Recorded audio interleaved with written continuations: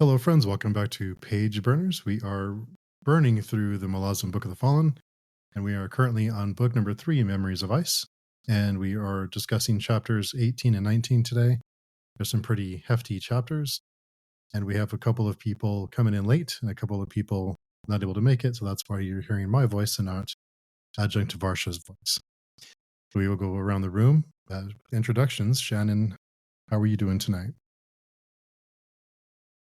I'm all right, thank you. My name's Shannon, and I don't have a channel or anything. I mostly just hang out around the forums, and I am most excited to talk about probably, I don't know, like almost all of chapter 18. I found that chapter a lot of fun. I guess I would narrow it down and say Quick Ben proved why he's the best in that chapter. Oh, interesting. Mirka, you want to go? Hey everyone, I'm Mirka, also just joining this discussion and not present anywhere else on the forum, but yeah, huge Malazan fan, and I hope we can spend some time today talking about the second gathering of the Planimas. Dan. And Dan. Yeah, I was planning on talking about that too. It was a continuation to what I wanted to discuss last week, basically. Oh. But maybe I don't know what else to talk about. There's nothing. No, there's nothing. I'm just trying to remember what's in these chapters, Ben, as opposed to in the previous chapters, right? Maybe I want to talk how it seems like nothing is a secret. Everybody knows everything, almost. And I thought that was kind of funny, I guess. And maybe interesting. I don't know. I'm trying to figure out if there is something that is actually a secret, but I'm not sure. Maybe someone else will remember. Speaking of Quick Ben, and I'm sure we'll get to the secrets too, but speaking of Quick Ben, I think listening to the audiobook has kind of warped my perception of him, because he's kind of a dick, isn't he? Like he's kind of a jerk, right? I mean, or is it just the narrator's voice for that character? Because every time he's around, he just irritates me now. Do you mean he sounds like a bit cocky or something? Yeah, he just sounds like a jerk. Like I don't know. He's very confident. Yeah. Maybe he has right to be. Yeah, I don't know. It's true. I was very surprised to find out. Well, I think that's right at the beginning of chapter 18, so maybe we can start about that. Sure. When Quick Ben wakes up and there's Talamandas, our favorite character, favorite acorn, and there was a moment where Quick Ben talks about how Cruel has made the Warrens, and the Warrens and the magic are his blood and flesh. And if you remember a couple chapters ago, this was just revealed to Lady Envy by Cruel himself. And she was very surprised. She didn't know that. And she's an, ascendant. She has been around for ages. And she didn't know. And Quick Ben knows. I remember being surprised by that. Like, how does he know that? I don't think so, because I think Envy asked Cruel, like, who else knows? And he said, like, a couple of people on the Mandarake. He named a few ascendants there, but definitely not Quick Ben. No, but I'm just saying, it's like, since that reveal, like, basically, everyone is like, oh, no, now Quick Ben knows. Now everyone was it, not Anamandarake, at Carlton Brood when he hit the ground. Also, kind of, not exactly, but it seems like a lot of people know the secret, which was just revealed to us early in this book. Like, It's not a huge secret, I guess, it seems. I guess it's a secret to the reader, right? In the beginning, it seemed like it was a huge secret, but now maybe it's not anymore. Maybe. Yeah, I mean, it's just something that I didn't notice before, and I think I mentioned. It's just like, it's a bit annoying for the reader if every time this was revealed to someone, everyone was super shocked and asked a bunch of explanation, right? So I think he just makes it so it's not as huge the next times, right? But yeah, because otherwise it would be, because I think the other people that it gets revealed to after, they don't react as strongly as like the first time it gets revealed. Mhm. But I think that's just to make it easier for the reader. That's my opinion. But yeah, I don't know. Kind of like the same thing as Malazan not being actually outlawed, the one arms host and stuff like that. Like the first time that we hear about it, it's like, it's explained and it's like this, oh, maybe, nobody's supposed to know. It's this whole thing. And now everybody's like, yeah, whatever. we already know. You know what I mean? Yeah, it was in these chapters too when they told them that they know, or like we kind of figured out that everybody knows, but I don't think it was really said like how did they find out, like the Anamanda Rake and Cullen Brood, how did they come to knowing that Malazans are not really outlawed and that last scene is still involved? Not sure if that was said at all. I think they just reasoned it out, I guess. Or like, oh, it seems like based on the personalities and what we've been observing, right? I don't know. That's how I understood it. I don't know what you guys think. Go, Shannon. I don't think I had thoughts on rule. But what about the fact that the Malazan are not actually outlawed? They're still working with Lacine, I guess. They're still under orders of Lacine. Yeah, there's something bigger going on here. Well, I thought it was very heavy-handed at the end of this chapter when they're talking about, we're still under orders from Lacine, and we got this threat right in the middle of us, and then the standard bearer walks in at that exact moment, and everybody looks at him all dramatic, like. I'm like, gee whiz, guys, I wonder who it is. Mm-hmm. Who's watching them for the scene and making them make sure they're still being good soldiers. Yeah. I thought it was interesting about the whole discussion, though. Right? Like you go ahead. Anamanda Rake and Calton Brood discussion. Was it Anamanda Rake and Calton Brood? It was, right? I think so, yeah. And then Anamander ended up kind of defending Malazans and being like, okay, they didn't tell us, but they didn't tell us because they were ordered to not to tell us. Yeah. Which is that's bad. I don't know. It was interesting seeing what his perspective was, I guess, not what I would have thought. Mm-hmm. And also the whole thing before about like, oh, we're going to liberate the Panion Domain, and then they're like, well, we don't want to give it to the Malazan, and then Caltabur is like, oh, why not? Let's just give it to the Malazan. That was strange. It was kind of interesting, yeah. Especially after the Battle of Pale in the first book, when he was the one opposing the Malazans to take the Erikson. So, like, did he change his mind along the way, or? Yeah, I don't know.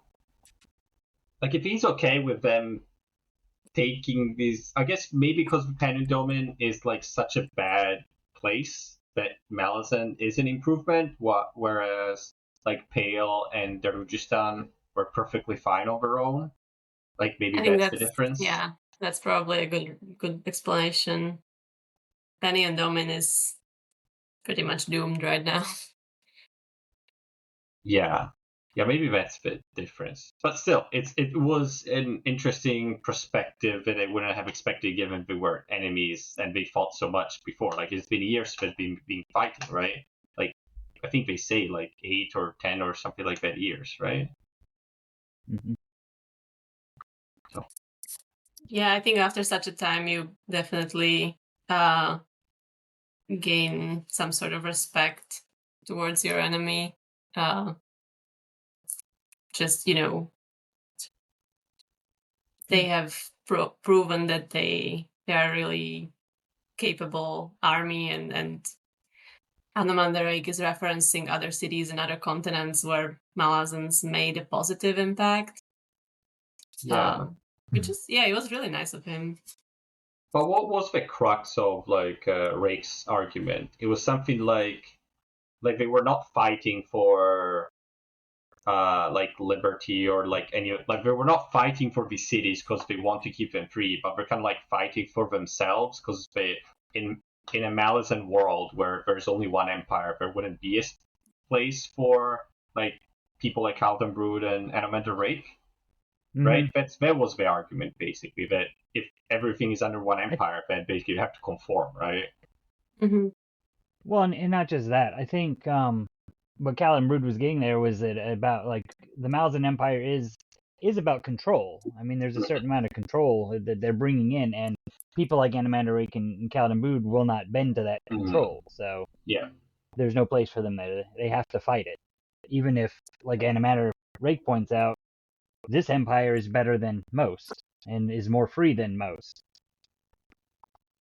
True.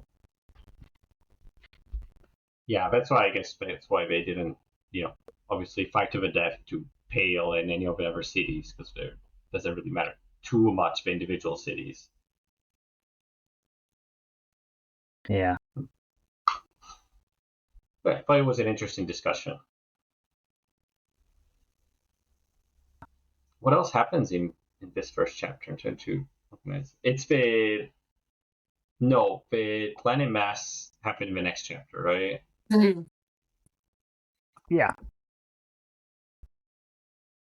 Yeah, so I think the chapter 18 is mostly about the army, and then the Quick Ben's adventures, say, in Kapustan.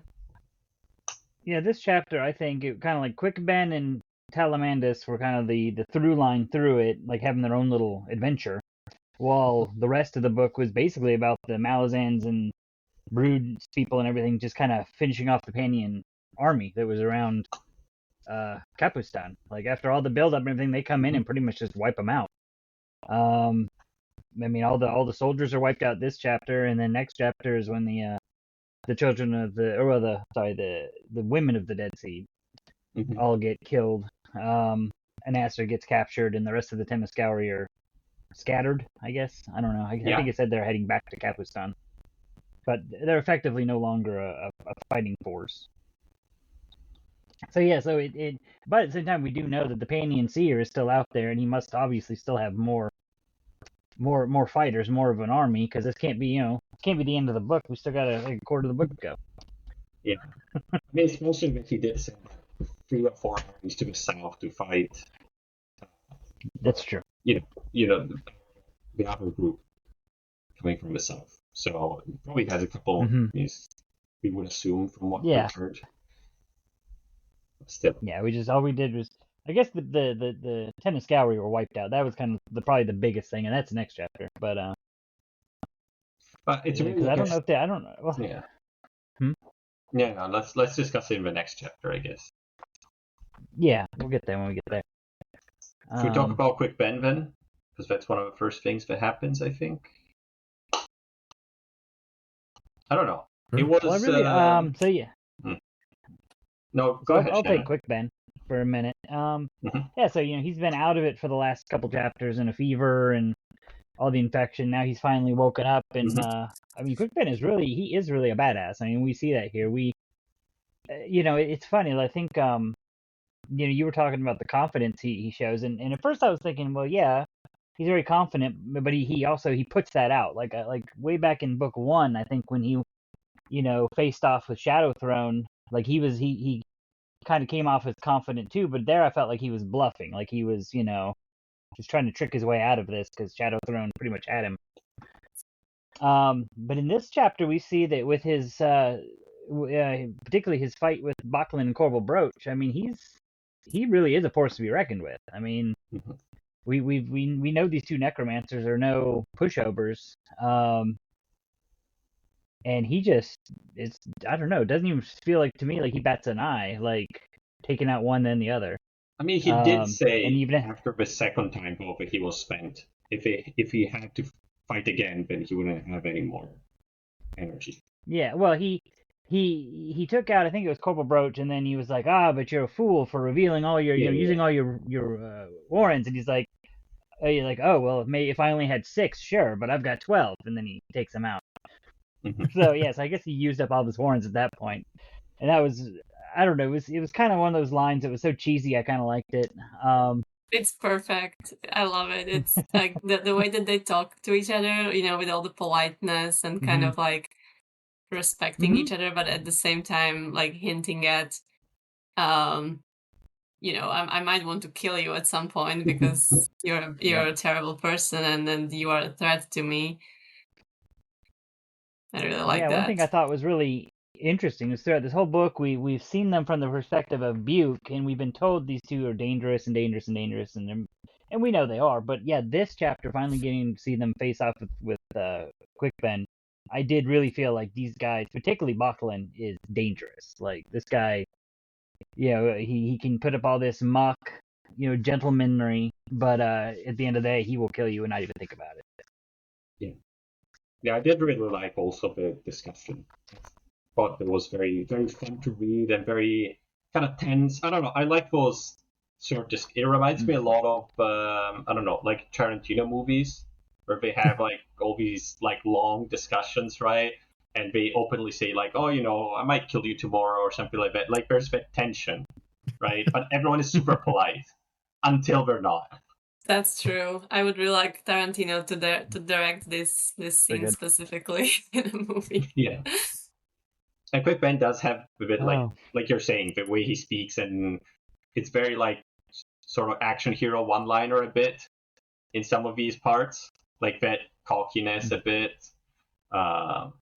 So it's fun. It's fun. Sometimes it is a bit too cocky, like the lines, but I did enjoy this part, and I did enjoy like there was a lot of lore on how the warrens work and like the demon warren and the chaos warren and all the stuff like that, which I thought was very interesting to read.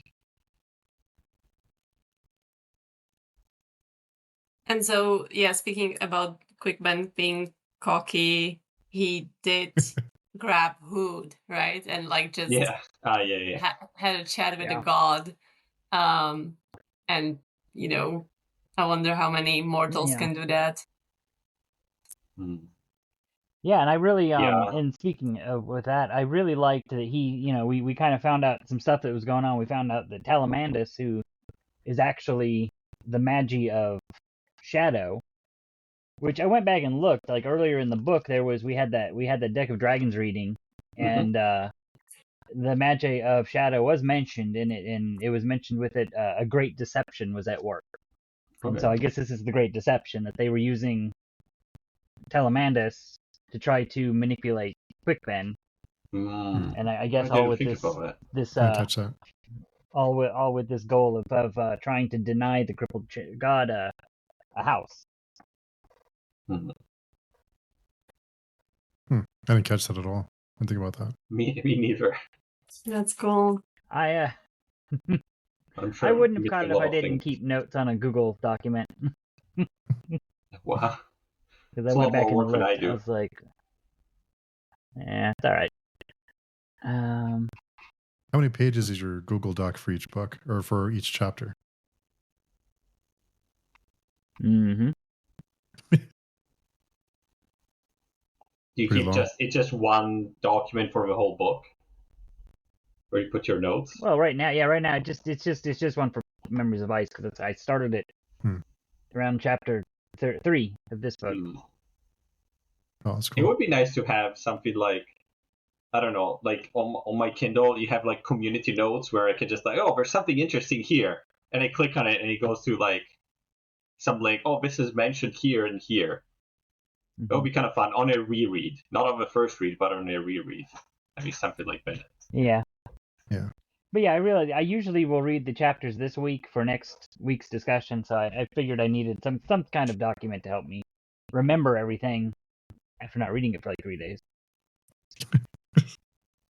Is it just me, or 3 days does is a Hood long time does? for this. Oh, sorry, Shay. No, go ahead, No, Steve. no, is it No, just me, or does Hood seem less formidable now that Quickpen is able to do that? Doesn't Right. he seem? He seems kind of like he's not as scary anymore. Yeah, I kind of wanted the God of Death to be more cool and more like aloof, like he doesn't care at all because it's like everybody's gonna die at some point. You know, that's the image in Yeah. my mind Yeah. of what the God of Death should be like. Here, he's more like a normal person, I guess. A bit, you know what I Yeah. mean?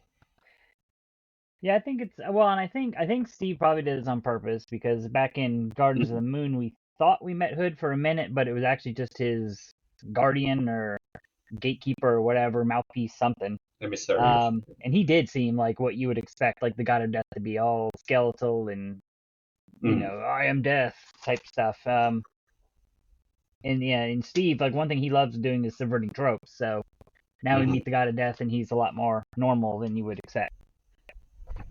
I mean, I guess all these gods were people at some point, right? Before they ascended. So, Yeah, that's true. but it I'm does not- make sense. Are they? Because there's elder gods and younger gods, and I mean, are the elder gods all ascendants? Do we know that? Well, I Like, I don't know. assume that gods were, because we've seen like Treach and we've seen like Shadowthrone, we've seen a bunch of other, you know, Mhm. gods, which basically all ascended. Like they're not born from other gods, Okay. right?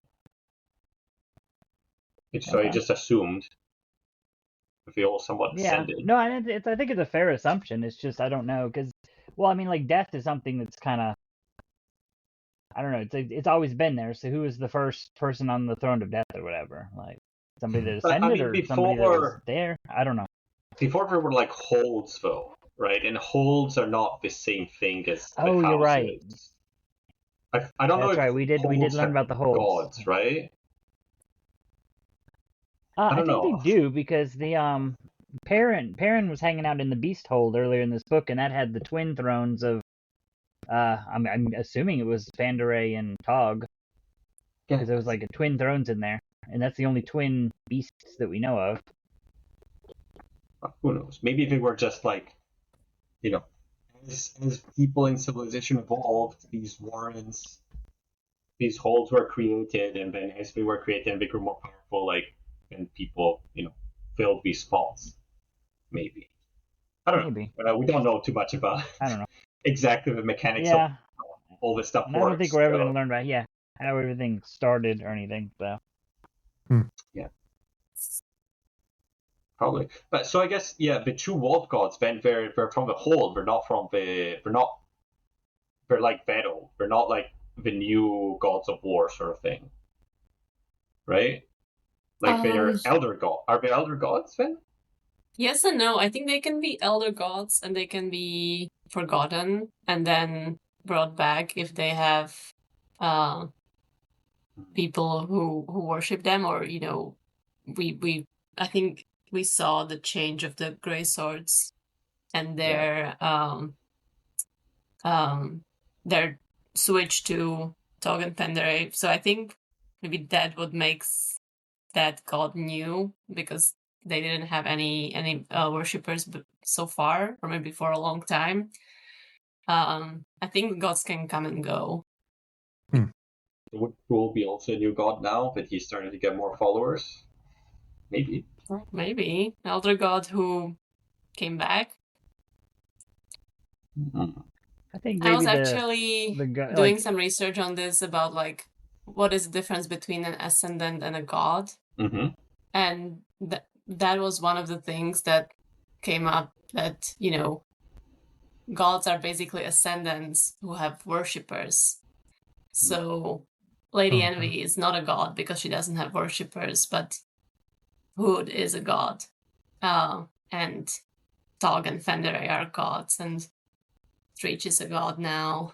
So I think that there are some other differences as well, but this was one of them. And it kind of makes sense that gods are made by the people who are their worshippers and who associate themselves with them. So if you're ascendant, you're ready to be a god, I guess. You just need to have people that believe in you. Yeah, the people who believe in you, and maybe a warren, Yeah, like a empty throne. warren or Yeah. something. Yeah. Yeah. Okay. Hmm. Yeah, so you're kind of ready. You're just waiting for your spot, I guess. If there when ever there's an is empty any. spot or Yeah. something. Yeah. I see. Sounds very manifest illusions, doesn't it? I don't know, because I mean, I think bit. listening to it put out like that, though, it seems to me like Ascendance is all the power, but without the rules and without having, the responsibilities of worshippers. So I don't know. Maybe you don't want to be a god. Maybe you just want to be Ascendant and, call it a day. You get to be Animander Rake or something. You're probably more safe as a god, though. Because I think, like, if you're in one of your warrens, then you're probably, like, there's not too much that can touch you. Like Fenrir had to, there was, like, we saw the explanation in these chapters, which was very interesting about how he actually became vulnerable. But it was very convoluted way that he actually was able to be, torn away from his throne, basically. Maybe just other gods or these like weird loopholes that can happen can do something to you. Well, if you're just an ascendant, you can just get normally killed, right? I think that's it. And also, if you're a god, you have all those people around you. Like, you have a mortal sword, you have a herald, you have all these positions in your house, and they can, I don't know, protect you or like act in your favor or to support your cause. So I think it is like you become more powerful as a god. But you are right, Shannon. Maybe some ascendants are just happy the way they are and they don't need to be gods. Yeah. Maybe. It's kind of like, do you want to be the just president? Speaking for myself. What did you say? Go ahead. No, go ahead, Shannon. Oh, I was going to say, just speaking for myself, I just know I would, I figure if you're a god, you got to listen to like worshippers all day long, asking for boons and favors. I don't want to do that. You don't have to give them. But do whatever you want if you're, Yeah. Right? Like many people don't want, don't want need that responsibility and stuff like that, but some people want the power, right? Just want to have power. And they want to be able to tell other people what to do. So maybe that's the kind of people that become gods. So I think we might be getting to the question of, Paran sanctioning the House of Chains. And I thought, Shannon, your post in the forum was the question that you asked was really good, and I'm not sure if I know the answer. I think it would be cool to discuss it here. What does it mean that the crippled god will have to play by the rules if his house is sanctioned in the deck of dragons? Question. I wonder. Maybe he can't assail the Warrens because then he is part of the Warrens. I wonder. Yeah, like his Warren is the Warren of Chaos, right? Mm-hmm. But maybe he would have his own Warren or something if he became like one of the actual gods of the deck of dragons. Like it would be more other organized. than the Chaos Warren? Maybe it would be a flavor of chaos because there's already we already went over like with the demon warrens, which Quick Ben said they're like aspected to chaos, but they're not the same exact warren as the warren of chaos, right? Mm-hmm. And also, Porcelain's warren is also aspected to chaos, but not the chaos warren, right? And it's still somewhat being infected by a bit less with the other ones, but it apparently still also being infected by the crippled god. So maybe that's what would happen? I don't know. Yeah, that would not be good if he got his own warren on top of the Chaos Warren. But looks like, or sounds like Paran is going to sanction the house, right? Like, Yeah. definitely, who didn't want it? Anamandarek didn't want it. They were all like, oh, let's hope the master of the deck knows what he's doing and he will not allow Crippled God into the Pantheon. But sounds like Paran is going to do just the opposite. Yeah. Or I wonder, maybe if the Crippled God, like, if he continue what he's doing, then if he's part of, the Warrens of the Gods, then he would be killing himself too. So maybe he wouldn't do it that way? I don't know.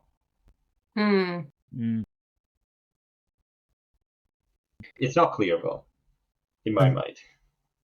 Another reason Quickben's a little bit annoying to me is because he can travel through Warrens. He has protection now to travel through Warrens, right? That's another reason he's annoying. Because is there something else going on here with Quickben that we don't know about? Because he seems a little too powerful. Well, I think every time he goes through a warren, though, some Barghast spirit loses its life or something, though, because aren't they what's protecting him? I don't think lose their life, but in some way, Quickben got lucky to have found Alamandas and be offered help of the Barghast gods. Yeah, could you imagine if he didn't? What would have happened? I think he says himself that he didn't know how he would solve that problem of Warrens being infected. So he definitely lucked out there. Very convenient. Little well, I mean, he didn't luck out because, Steven Erikson wrote the book, so there's no luck in there. It was always going to happen. Yeah. Predestined, you're right. Yeah. Okay, fair enough. Yeah. What else was there with that? What do you think of the discussion between Paran and Gruntle? Because they have a whole discussion about basically mortals versus gods, right? I think that was great. They are two guys who hate gods, but are directly connected to them, and one is a mortal sword of a god, and the other one is above gods, basically, by being able to sanction them, or I don't know, like what actually he can do as a master of the deck besides sanctioning new houses. I guess he can kick out a house out of the deck of dragons if he wanted to. I don't know. Less things, right? But with the discussion with what's her name, Hetan, right? There was a whole thing of like, how can I do this? How do I do this, right? So that's looking at like he has other powers, right? This is definitely a Tarantino directed chapter. Now that we're going through all the different conversations. Yeah, I would love to see that on an actual movie. I mean, it's never going to happen, but maybe in like 50 years or something. Who knows? Erikson's kind of hinted at that there's something in the works, but those things take time, so you never know. Yeah, I don't know. It would have to be like, I don't know. It would have to be very expensive and done very well, I think. Because I can imagine it being as like a, if you don't have enough money and you do something like a TV series and it doesn't look the scale that it's supposed to look. You know what I mean? Like, this is very grand and very epic. Yeah, Wheel of Time, I'm sure that didn't do projects like that any favors with it failing the way it did. That's terrible. So I'm sure a lot of other projects were shelved because of that, which is a bummer. But maybe some of his other, like, aren't they, like, the side books, some of them are less epic and more... I actually haven't read them. We'll find out. Okay. Fair enough. Yeah, I'm not sure. I did have a question about Whiskey Jack. If we're done with that other subject, but topic, but why doesn't he want to kill the Tenniscari? I missed his reasoning there. Good question. I don't know. I was also thinking this, like, he might be too good for his own good. Like, he often has these like honorable opinions. And I think this is definitely one of them. Was it book Yeah, I one that think- he he's prepared to blow up a city block full of his innocent people, and now he and doesn't he's want to okay kill with the that. cannibals? Like, Yeah. okay. Well, but those cannibals weren't used by their people. I think, I don't. Maybe Quickben's not the best character to use this for, but I think we definitely what Steve is trying to do here, what we're invited to do, is have empathy for the Tenascowry. You know, Mhm. they were forced into this. They were starved, and this is where they ended up. And so I think that's why he doesn't want to kill them, is because they didn't choose this. They're not, unlike the soldiers who signed up with the army. These guys are just peasants that are being forced into it. But like you pointed out, maybe Quickben or maybe Whiskey Jack isn't the best character with that for, but at the same time, we haven't been in Whiskey Jack's head a whole awful lot. Mhm. I mean, I think this book we've been really in his head a lot more than book one. But aren't some soldiers forced into battle? I mean, were they all volunteers? That just seems kind of strange to want to have compassion for cannibals and not other people. It's so. So I thought maybe I missed something.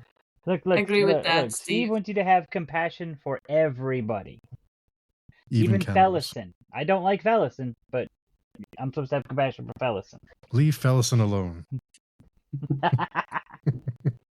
But also, like, they're not a threat anymore. They're like, how do I say? It would be basically like slaughtering them, because they wouldn't be able to fight. Really, we've seen what Anamander Rake and the other people in the army can do, right? Yeah.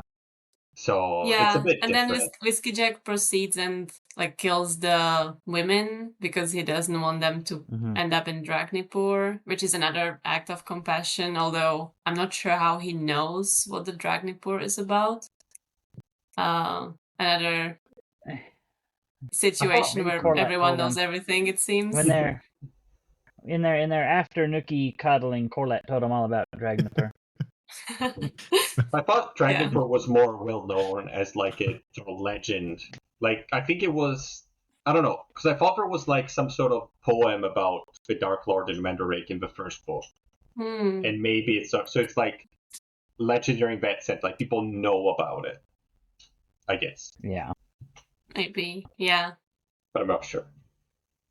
I think that for the Tenascowry, like, I think the problem comes because of the whiplash in how they're treated in the previous chapters and now. Because the previous chapters, they're basically a mob of zombies.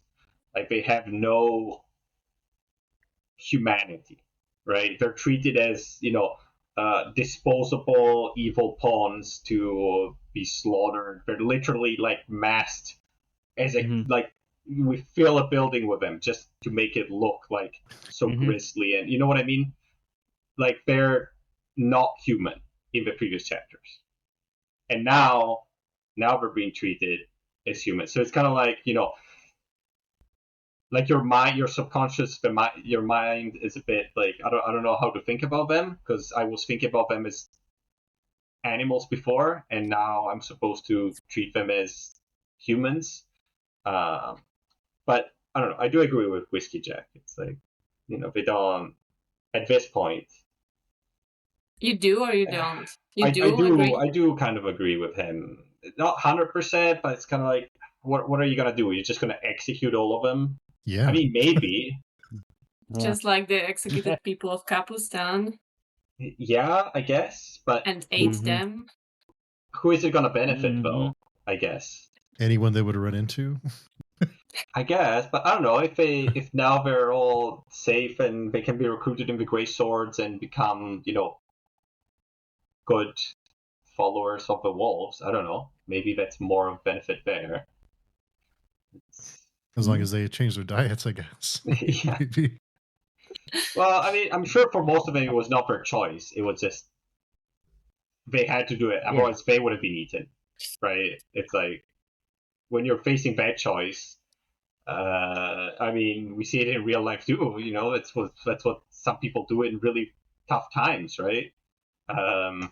It's very Yeah, extreme, but it's bodies, happened. bodies, meat shields. Yeah. Yeah. So yeah, I don't know. It's not an easy solution, I guess. But I also wouldn't have been, you know, too shocked, I guess, if they just executed all of them, because in history that has happened before for way more trivial reasons than that. So I don't know. But some people might disagree, I guess. Yeah, I think Whiskey Jack is that maybe one character, one of the few characters that has only like positive side.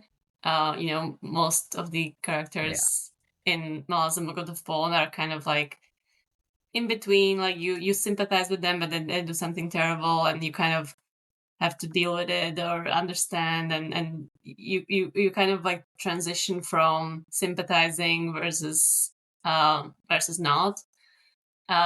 Whiskey Jack is just like, seems like he always does the right thing. He's the superhero of the book, I think. How I would express it is he has very modern sensibilities. Like he I feels think like that's maybe fair. he would be a person in our time, right? Yeah.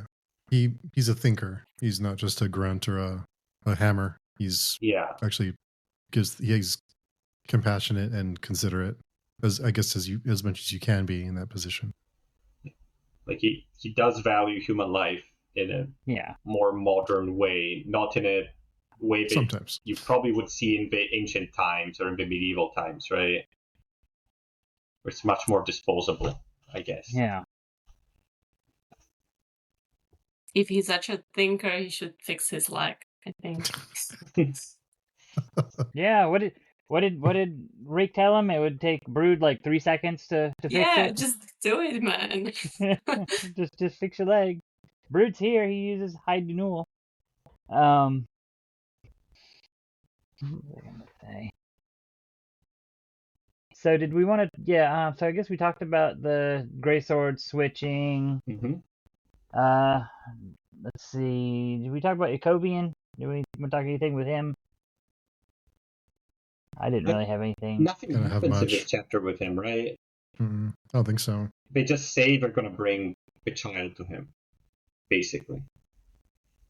But he doesn't appear. Well, he's the one that like makes new mortal sword and shield anvil and stuff, for it, because he's like, no, I follow Fenner. I'm not, I can't be Tog and Fandaray's shield. So he makes I forget which one it is. There's two girls there. One of them's shield anvil and one of them's the Destriant. True. And he tells them you need to fight. And then they mentioned that Tog and Fandaray already have a mortal sword. I don't know. Do we know who that is? Because I really was scratching my head at that reference. For younger. You think it's gonna be Tog? Okay. I don't know. I'm wondering. It's the only other one associated with the wolves I can think of right now. See, Talk hits me more like a shield anvil. Like, he should, especially he's getting beat up on so much, but yeah. But maybe. Yeah. I don't know. Let's see. Is he also the one that explains like the whole thing that happens with Fenner? Or was that was Anamandarake when he was talking to Whiskey Jack, maybe? Oh, yeah, I think so. Because they were talking about the Colts in the Malazan army. Mm-hmm. Right? Yeah. Mm-hmm. Yeah. That's so right. Basically what happened is that they sent him the hands of what's his name? The historian. Yeah, Haboric. But he was not supposed to have them, so they were like what is it like? They were like poison. He was like, I don't want them, but they had to stay there in his warren, right? Because they used the reeve incorrectly, like they used the reeve unjustly. So the hands were not supposed to be in Fener's warren. So they were kind of like, how do you say? I don't know, like kryptonite or something for him there. I don't know. That's how I imagine it. He's like, oh God, I don't want them. I'm scared or something, right? And then when Heboric touched the statue, which was somewhat expected with the Warren of Chaos, then that caused basically him to pull the hands back, like forcefully get them back or something. No. It was something to do with the tattoos, right?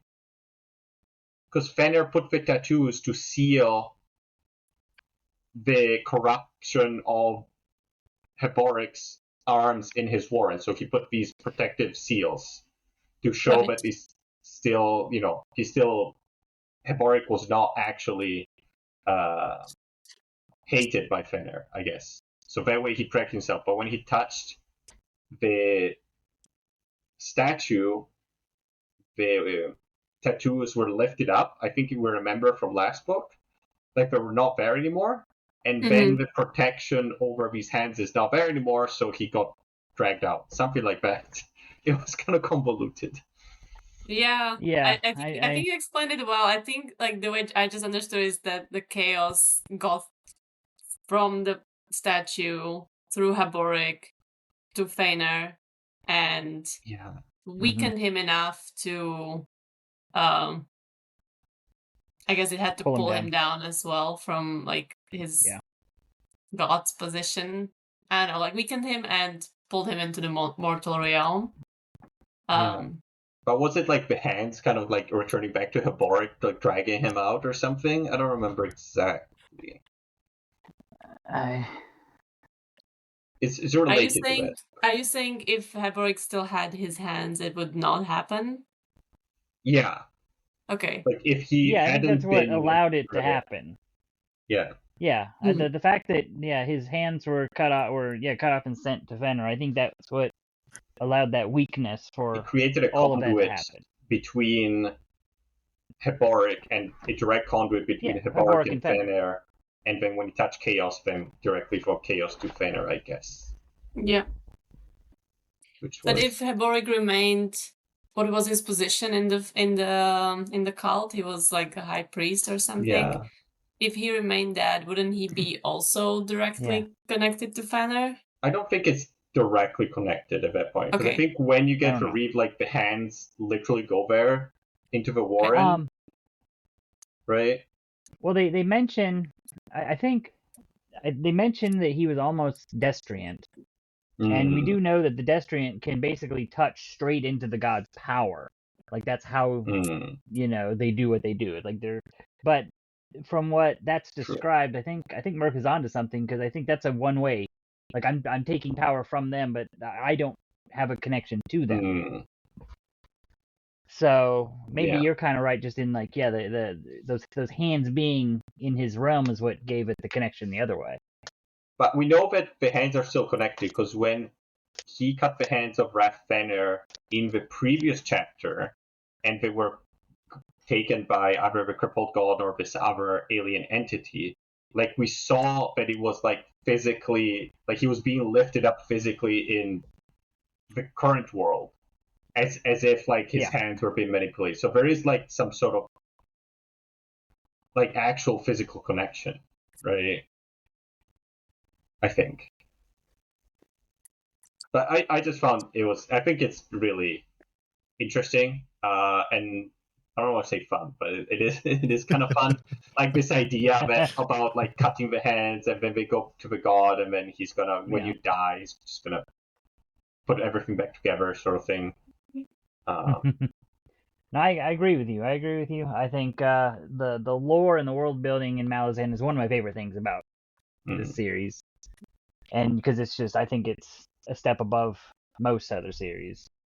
So like really digging into all this stuff with the gods, even though I don't fully understand it and doesn't all make sense, I love it. True. And at least in this situation, we have, like, this is after the events of book 2. So like we know that happened, and now something else is happening because of that. But quite often in the Malazan Book of the Fallen, it's the other way around as well. Like you have the consequence, and only like a book later or 2 books later, you go back and you find the reason why, which is very frustrating at first, of course. But if you reread and if you have the dots connected, it's just fascinating. For sure. That's the fact that we were told here that those obelisks or whatever are connected to chaos. Does that give us more information as to what they are, or not yet? I was trying to think about that. I think it will be revealed what they are, but later. Okay. I don't think we know yet. Fair enough. I thought it was connected. In my mind, I thought it was connected with the cripple god somehow, but I don't. I'm not sure.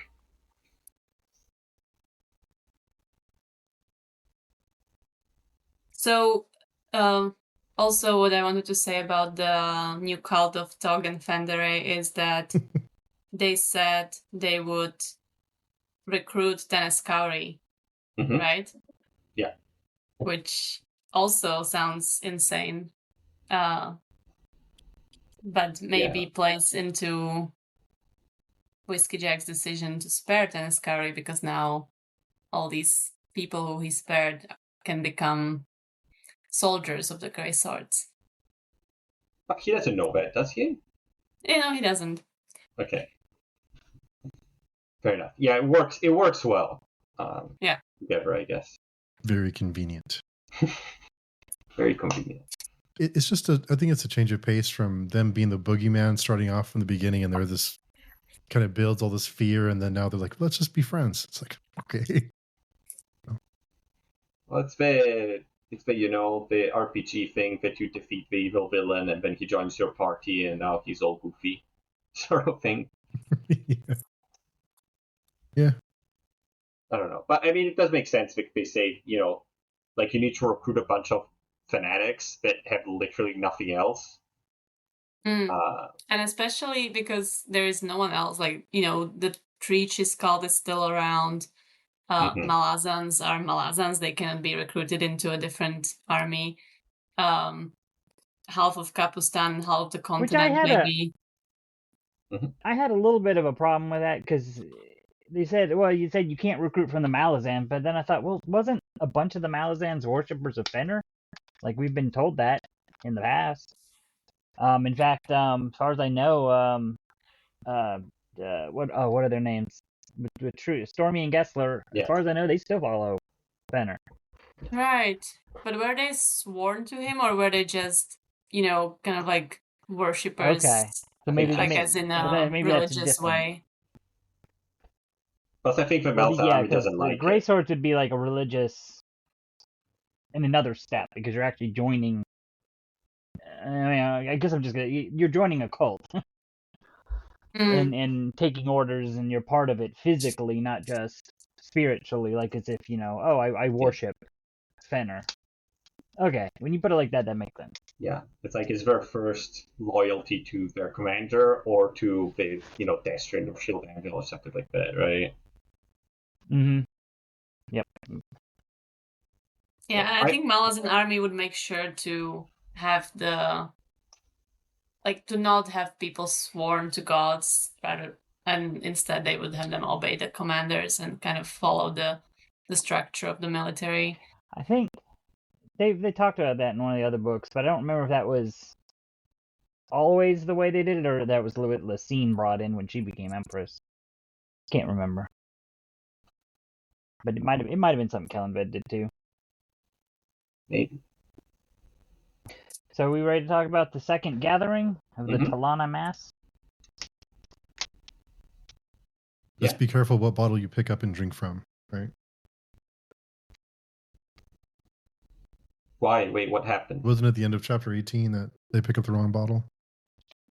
Yeah, the virgin blood. Yeah. Yeah. Oh, yeah. Smells woody.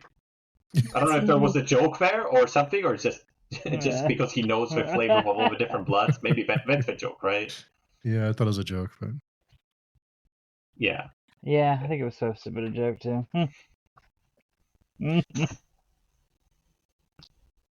Okay. So I guess talk about the planet mass gathering. A lot of lore again. Yeah. I didn't follow all of it, but Okay. I have to ask. Krupp went from being really annoying to being lovable and kind of funny to being annoying again. Am I the only one? most people always loved Krupp. I don't know. He's hit and Are miss for me. you? Wait, are you saying he's lovable He's hit or and miss with annoying me in too. this chapter? He's back to being annoying. He was good for a Interesting. while, and he's back to being annoying. I actually thought like he opposed Silver Fox and tried to like bring her to reason in that gathering. I really like that. I usually kind of just like thinks about himself or like talks about himself. In this case, he actually was in the role of the voice of reason, kind of.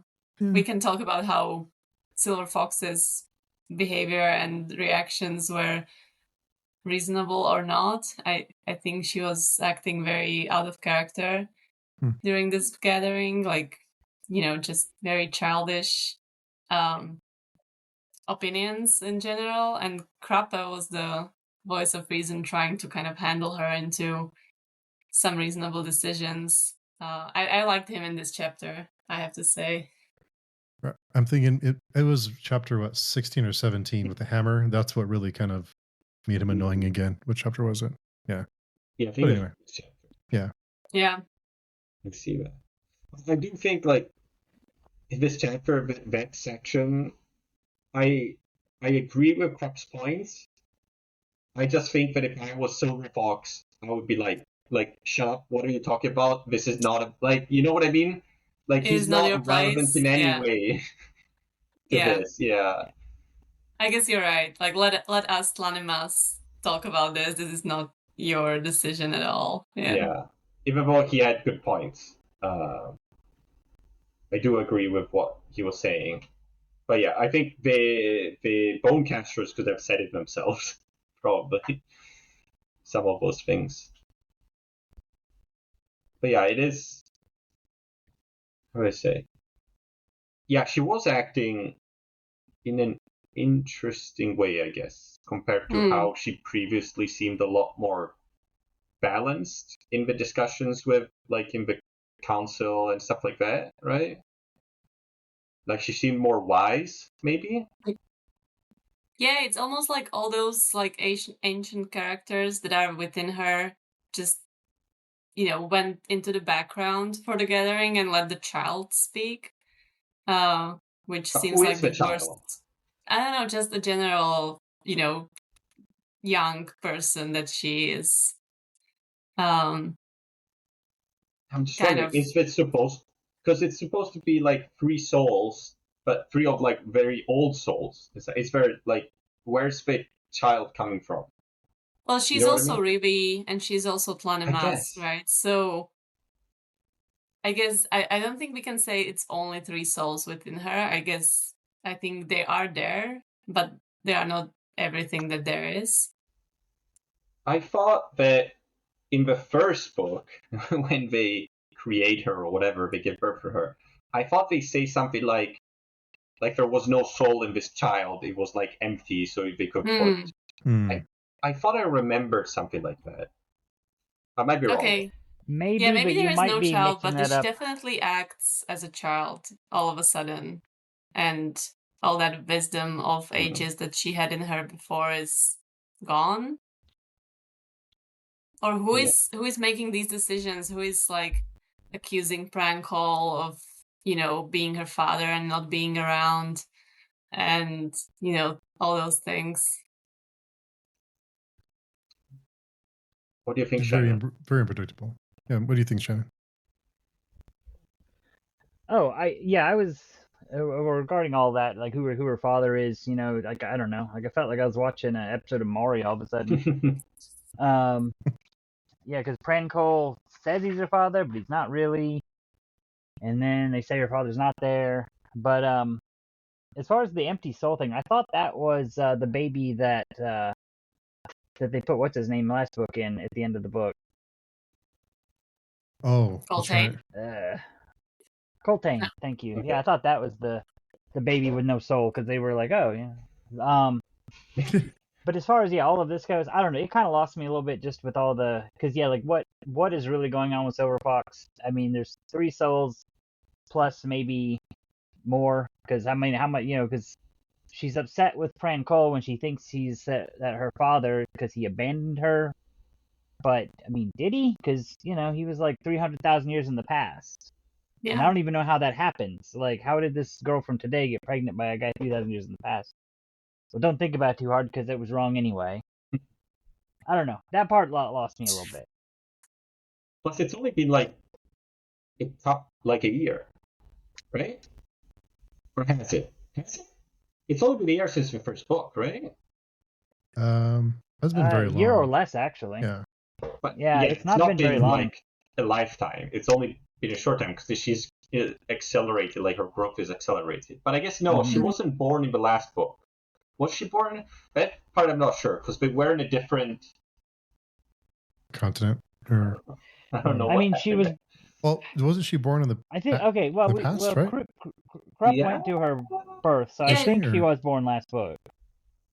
Was she? But I thought there was some temporal shenanigans going on. Like there was some kind of. Well, there was because Fran Cole was there.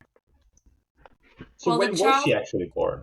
The child Silver Fox already met Paran at the end of book 1, so she was born at the end of book 1, right? She was born in 1163 of Burns Sleep. What's the current year? Oh, hold on. Look at the calendar. There's a map at the beginning of the book that tells you the year, I think. Siege of Capustan, when was that? Tell me the year, please. Trying to figure it out. Getting brave searching for all this stuff. I know, be careful. I can't understand, anyways. Okay. 1164, year of Burns Sleep. So yeah, it's been only a year. Okay. Yeah, because they were rebuilding that bridge, or the bridge was still broken at the beginning from the end of last book. That's what made me feel like it wasn't much time at all.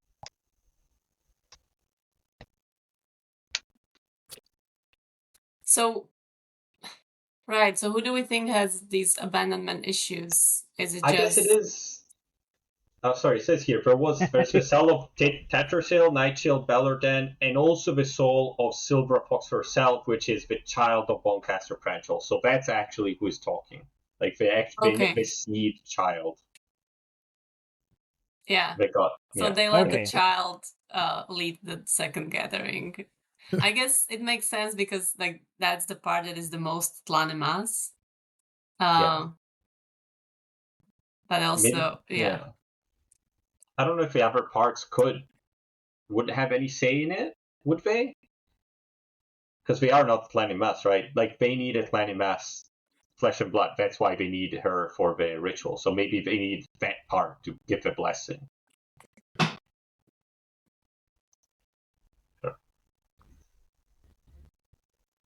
Yeah. But I guess, it's only been a year, so I don't know how she got so resentful in a year. But I guess... And she doesn't release them, which, there will be some events later that will kind of maybe change our point of view to that, but currently she doesn't release them, so... And it seems like such a mean thing to do. Like they are begging her on their knees, and she's just like, "I don't want to be abandoned again." It felt wrong. Yeah. Oh, and something else in the second gathering. I don't know why that just made me remember. We meet Olar Ethel here. She shows up, and she's described as being the first soul taken. Which I thought was really interesting. I don't know. Hopefully one day we'll find out what that's about. Like how did the soul taken thing happen? And I just know it's something. Somehow it involves the blood of dragons. Beyond that I have no clue. So she's an Imas who became a soul taken dragon. Very cool. And she's undead. She's has all kinds of cool things going on, right? Could it be that she's the Mhm. undead dragon we saw in book 2? That's I what I mean, thought it's as probably, I well. think, a good guess. Where was she going then? Oh, she Yeah, was just that's traveling to the gathering, I guess. Yeah, maybe. that makes sense. Well, she was. What did she? Wait, hold on. What was she? She says what she's up to here. She Oh, but she tells them. went to Yeah, because find she the was other given a clans, mission right? to find the other tribes. Because Yeah. there's 4 tribes that are missing, and she found evidence of like one tribe, and then the 3 others nothing. So maybe that's what she was doing. She was out looking for these other IMAS. Makes sense to me. Where did we meet the Yeah, no, undead that dragon explains. in book 2? Was that in with the ship? Yes. When they Oh. went to the Warren, not Crawl Lane. What was that Warren? The Warren full of water. It was Talon, wasn't it? Was it? Talon. Oh, yeah, you're right. Was it? Yeah, they were in Okay. Talon. Okay, fair enough. Well, that makes sense then, but she's using it to go around, right, in her dragon form. That makes perfect sense then. Yeah. Okay. Yeah, so I guess what she's saying is, what's fair to saying is basically that we've basically killed all of the Jagged, and even if there's new ones, like they're gonna get taken care of by the humans now, right? So there's no need for us to be here. Yeah, that sounds reasonable to me. Like, definitely. I did not get the part about the first throne though. The one Caliban. What was that Yeah. about? They were saying he does not occupy the throne anymore, but it's not empty or something like that. But Yeah, why? because he didn't die. You know, if he died, it would be empty. But he ascended, so he's still on the throne.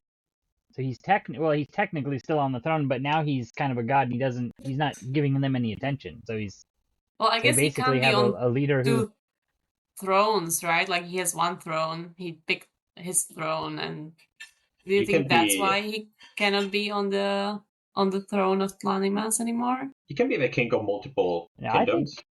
I think he's just neglecting him because to me that fits Kellenbed's MO pretty well. Like he used to be the emperor of an entire empire that he just abandoned to go be a god. Yeah, but why do they have to follow who is on the first throne says? Is there something magical about that throne? Is it like an actual magical chair? Or I would assume so. I don't know. Yeah. So they just have to do what the magical throne says, but only that clan, not every clan. No, I think every clan, all of the Tlanimas. Oh, really? Okay. Yeah, no, all the Talon. Yeah, that was when they mentioned the other ones. They were so far away, is why they didn't come back, or that's why they were seeking them, because they didn't come back. Okay, because I thought there was only one of the tribes that was fighting with the Malazan, basically, and the other ones were continuing doing their Jagged hunting. I think it's largely just one of them. The Prawn is like 90% of them. I guess I'm assuming they were the tribe there at 7 Cities. Okay. But there's another one that's with them. I think it also starts with a K, but I don't remember. But we don't know what's going on with this throne. Like, what did someone make it? What's the deal with it? I guess no, we don't know. Okay. There is a bunch of information on this in Eslamon's books. The Path to Ascendancy specifically. Okay. The new ones. Oh, okay. I'll have to wait, I guess. Well, something for us to look forward to. Yeah, those will be late on the schedule, I think. We have an Esselmount book next, right? Is an Esselmount book next? Or are we doing House of Chains? I don't know. That's it. But I don't think it's one of these, right? I think it's a different series, isn't it? I think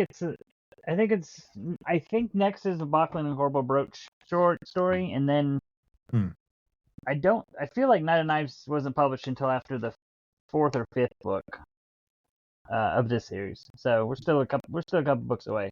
Oh, okay. I think. I think so too.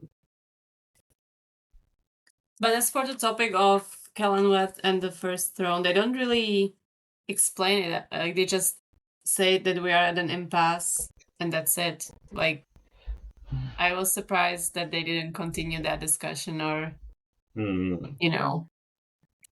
sounds like there is no one who commands the Planimas right now, except for Silver Fox, I guess. But she doesn't have the power of the throne. Would she have to follow what the throne says if someone was on it? I don't know. That's a good question. Like, if Kellanved and Silver Fox said opposing things, like, who would they listen to? Who would the Tlanimas army listen to? I don't know. I wonder. Okay, maybe we'll know more about it in the next chapters. I don't know. I mean, I definitely read it. I just don't remember what happens.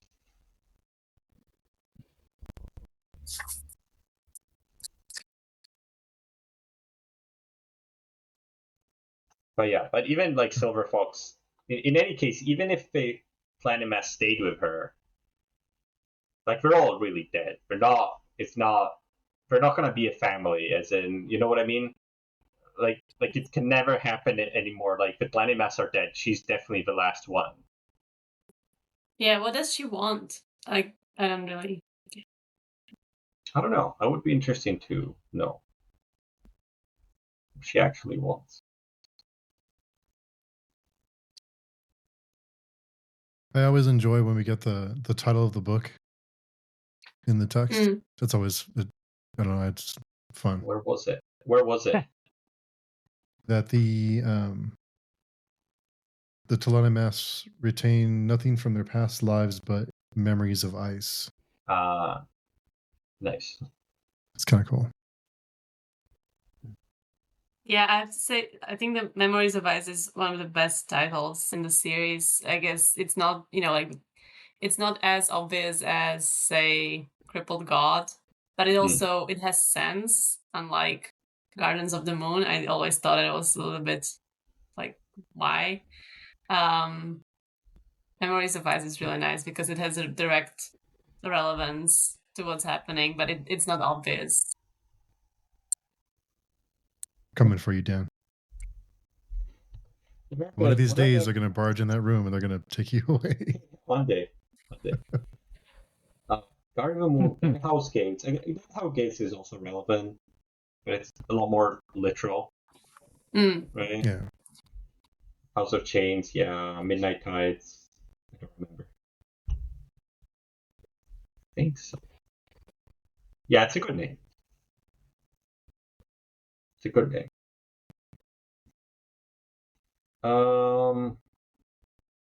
What else is there? The Tiny Mass side. Not too. I think that's about it. Yeah, not a whole lot. But they want to die? Yeah, I mean, fair enough. There's nothing left. We're just bones, right? Yeah, and I guess the Barghast are the modern Planimas, right?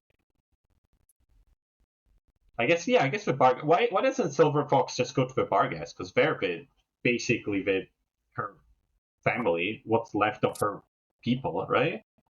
Well, technically, everyone is a descendant of Tlanimas, even humans, right? But I thought the Barghast had more concentration.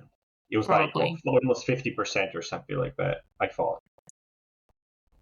Maybe I'm wrong. Yeah, I'm not sure if that was about Tlanima's blood or like Telement or Black Eye. I thought they were 50% top Black Eye and 50% Lamass or something. Maybe I'm wrong. I get confused with some of these things. Yeah. But I thought they were probably like halfway between like the big guys and just the normal sized guys. Sort of that's why they're like mid sized. Yeah. Definitely related. But she Okay. doesn't know them, right? Like, I don't know if I mean, she if I doesn't was know her. the Glenimas either, does No. she? Yeah. The only ones she knows is really the ones from the memories of all the humans, right? And Ascendant. Yeah. So, yeah, because the Glenimas child never spent any time in her culture, right? She only spent time with the Rivi, I think. I don't know. It's too bad we don't have um, Barsha here. Maybe she would remember something. Yeah. I don't know. I feel like I'm definitely not remembering some parts of the first books that might be relevant. Some details, right? Or It's a Carl lot. would probably remember some. Okay. But we did get some another more explanation on the Barghast, right? Well, about how do I say? Like that they used to be more way better technology, Hmm. and they made super weapons that couldn't be, super light. They didn't, you know, get oxidized or whatever in a long time or decay or anything.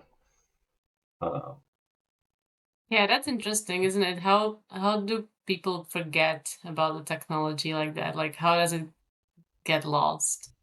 she says that it's because now they use magic, so they don't need the technology Mm. anymore. That's what she said, right? So the magic replaced science or That's what it skill. seemed. Hmm. But I don't know what metal they're made of, because if it's made of like normal metals, it's like they have our technology, or say, oh, way better than our technology. So it's like a sci-fi society. But I don't think they ever got to that point. So there must be some fancy sort of Mm. thing there, or some different metals which are not in a real world.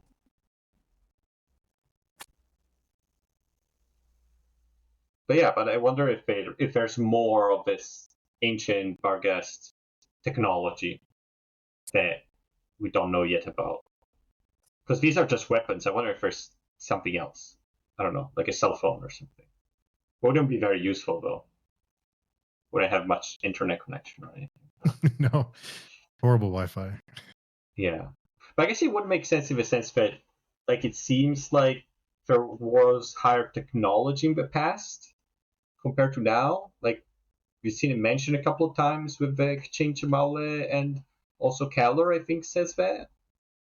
And now the Barghast. So it does seem like they were more technologically advanced at some point in the past. And now they're at some point, I don't know when the descent happened, but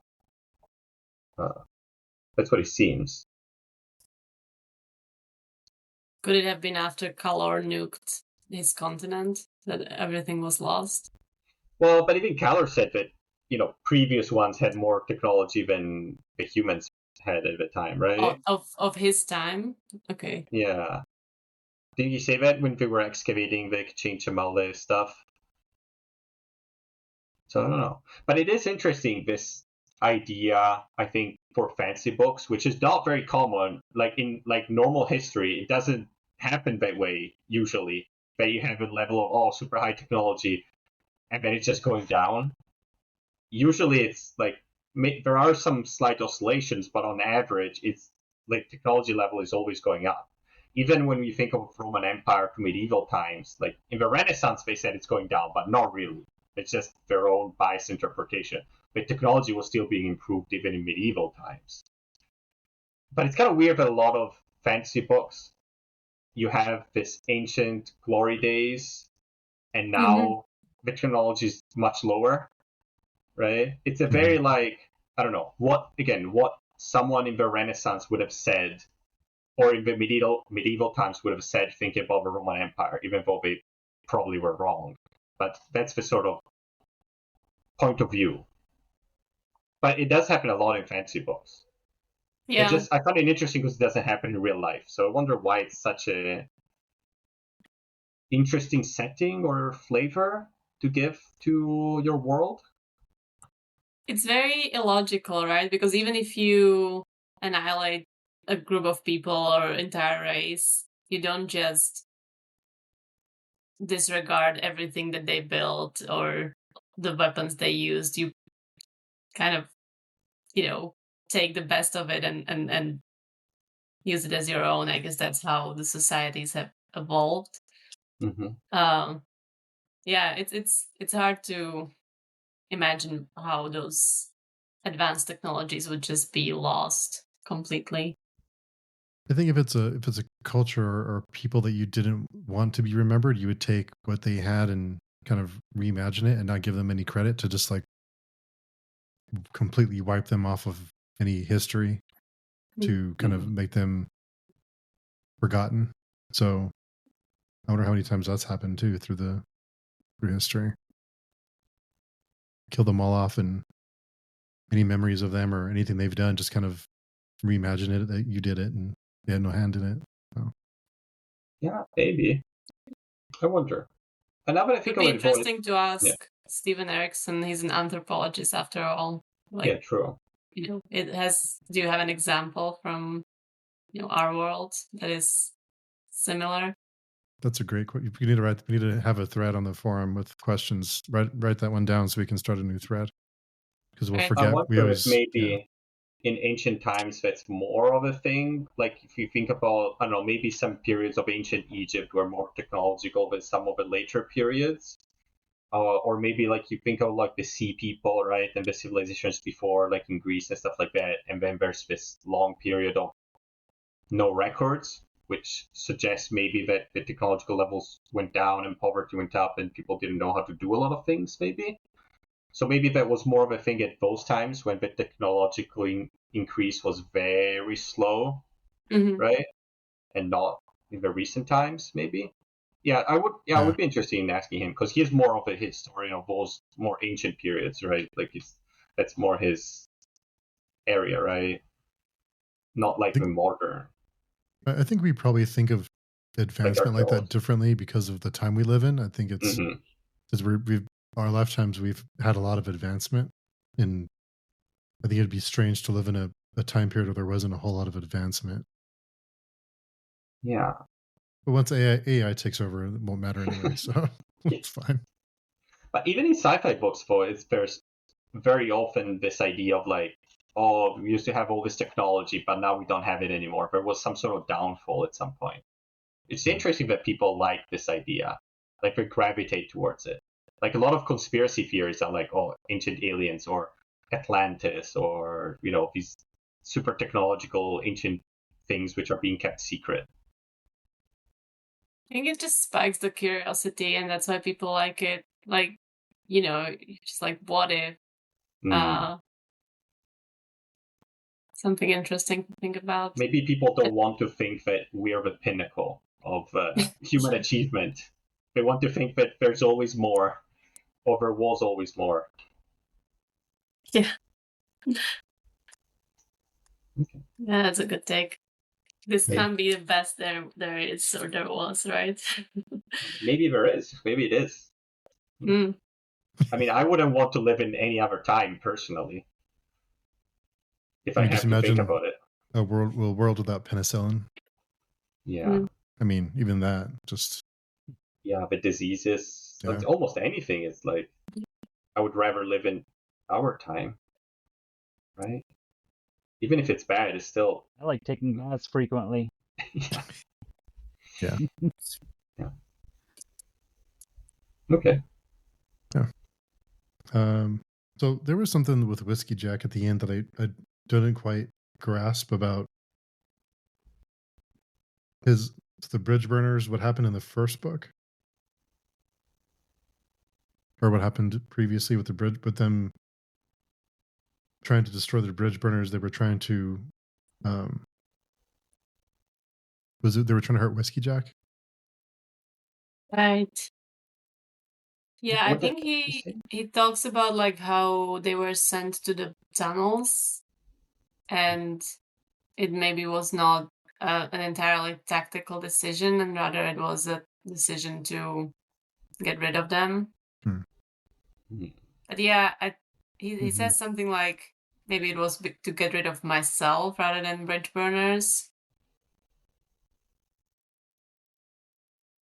Maybe. And speaking of maybe, it went pretty heavy with the bond between the mother and child is like a curse. It's pretty. It's great. I think it's cool to explore that, but I feel maybe he's one of the more tragic characters in the series so far for me. So do we know what's actually happening with the Maib? No, but the suffering she's going through. Yeah. You know, It sucks to be her, it does. basically. Yeah. And she talked to Talk the Sure does. Younger, right? And it also sucks to be Talk at the moment. So two very tragic characters have connected, which, you know. No, he made his choice. He is Yeah. exactly where he put himself. I don't want. Yeah. I'm not pitying Talk right now. Yeah, He could have been perfectly fine. He did it himself. Hanging out with Envy. How did they talk? How did that happen? What's happening there? How did what? How did they communicate? What happened? Did they having a war or something? I thought it was in her dream. Yeah, but I how think does that Steve work? wanted them to talk, so they did. Okay. Well, we've seen how her dreams kind of intersect with like Warren's and stuff before. But why? So We don't know. I don't. Maybe it's why she was chosen to be the Maib. Maybe. The Maib. Maybe. But yeah, her dreams definitely are more than dreams, because in this chapter she was talking with Tog for a little while. Yeah. I'm just wondering what's going on. Like, we don't know, right? We haven't been given any clues as to what's going on with her. Because before, like, at the beginning, it seemed to me it was just like, oh, she's getting old very quickly, and with all the psychological issues that will bring you, and the depression and stuff like that. So I can understand that. And at some point, it went from that to like there's some magical stuff going on more than the aging prematurely, well, right? Was it Pran Cole who did that original magic to make everything happen in around Silver Fox's birth?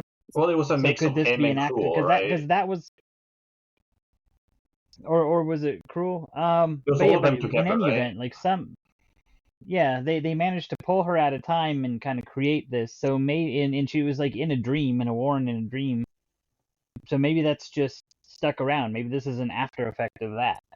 Like, she still has these dreams that take her off into all kinds of places. But then someone is like doing something to her in the dream. Someone is like actively trying to harm her in the dreams. Well, I would say somebody did something to her and didn't really pay attention to the after effects, which would be that this would continue to happen. But they were just trying to create Silver Fox. They didn't really care what would happen to her afterwards. Maybe. Okay. But there wasn't any specific event that happened to make this thing start, I guess, right? Okay. So I don't know if I missed something.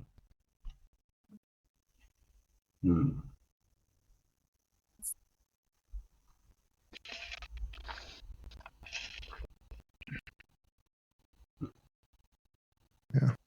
Well, I'm kind of curious about that because I don't remember at all what happens to her in this book.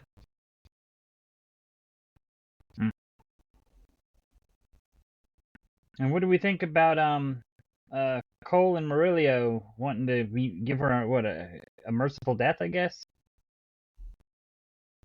Yeah. Yeah, I mean it's. But I would imagine she's alive for a reason still. Yeah. Well, I just felt like it kind of came out of nowhere. Like have these two like really? Have we seen them like following behind maybe and pitying her how messed up she is? Maybe we have. Maybe I just don't remember. A little bit. I think they were taking care of her somehow, right? Like they were bringing her food. Okay, so this isn't the first thing. Okay, because it just seemed kind of just out of nowhere for me. I was like, what?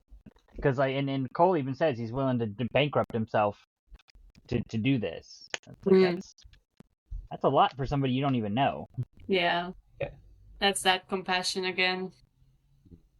Yeah. Yeah. Plus, we don't have anything else really to do here anymore, right? Like, nobody cares about them. They don't need them, right? Because before they were sort of needed as they needed to arrange things for the food to come from the city, but now everything is set up, so they haven't. Nobody cares about them really anymore. The important people. You know what I mean? Yeah. So they can do their own side quest now, which I would be. Okay. I'm kind of like I'm kind of into like having a secondary thing which is a bit less epic to also follow. You know what I mean? Yeah. There's a lot of storylines going on though. True. Yeah. But they're kind of converging, sort of. Some of them. Well, no, actually, they're diverging because they're splitting up. So yeah, true. They converged. They converged like 2 chapters back, and now we're diverging again. Yeah, they kind of go in and out of each other. Yeah. Okay. Yeah. Okay. Fair enough. Is there anything else? And that's all the notes I had for I'm those good. two. I wasn't sure. Have we decided on the chapters for next week yet? I didn't write them. I didn't write it down. How much is 100 pages? I have the book in front of me. Well, say again. What we're reading for next week? Varsha had on her thread the chapters 20 and 21 for next week. Everybody following along, chapters 20 and 21 we'll be discussing next week. Mm-hmm. How many more until the end of the book? I think there's like 24, right? 2. Oh. There's just I think just 2 more weeks. Oh, okay. Cool. Wait, maybe 3 more weeks. Let me double check that. Really, just 2 weeks? Because I thought her last week was the 29th by her list. Let me see. So many more things need to happen. I remember a lot more things happening. We have 7 more books. I thought they were in this book. So there's 7 more. Okay, so then there's 3 more weeks. I have thousands of pages to go. Maybe it's in the next book. Just like I thought Felicin stuff and all that sort of thing happened in the previous book, I guess. Fair enough. Because I thought they went to Carl in this book. I guess not. She's got next week, she's got 20 and 21, and then July 22nd is 22 and 23, and then July 29th is 24 and through the epilogue. Oh, gotcha. Okay. So we'll be done at the end of the month as long as we don't miss any more weeks. Should be good. Which bums me out because my Broken Binding edition should be here like 2 weeks after we finish. You can keep it in pristine condition. Is that the fancy? Keep it in pristine condition. One of the not the fanciest. I think that's probably Subterranean Press. Those ones are like hundreds of dollars. Wow. Yeah, but these are the new fancy ones they came out with last year. Nice. Did you order the thin paper version or the normal paper version? They're just the normal reprint ones. Yeah, I didn't have enough money when the original ones came out, and then they announced the thin paper, and I was gonna get those, but then before I did, they announced that they were just doing a straight up reprint. So that's why I got the reprints, and those ship out in like a couple weeks. Nice. I think beginning of next month. Nice. Yeah, I got the thin paper ones, and I have to say it's really thin. I'm like always worried to handle the book and turn the pages. Wow. I need to make sure my hands are clean and I'm very careful about it. It feels very fragile. Yeah. Oh wow. So you probably made the right call. Well, we'll see. I haven't seen them yet, but all the other ones I've gotten from them have been fine. So nice. I don't expect anything too crazy. Well, cool. Nice. Yeah. All right. So we'll come back next week for the final 2 chapters. If you'd like to join us in discussions, you can join the forums at pagestream.com. Come by and say hello and discuss these books and other books with us and whatever other nonsense we discuss over there. Come on and say hello. So we will say good night, and we will talk to everyone very soon.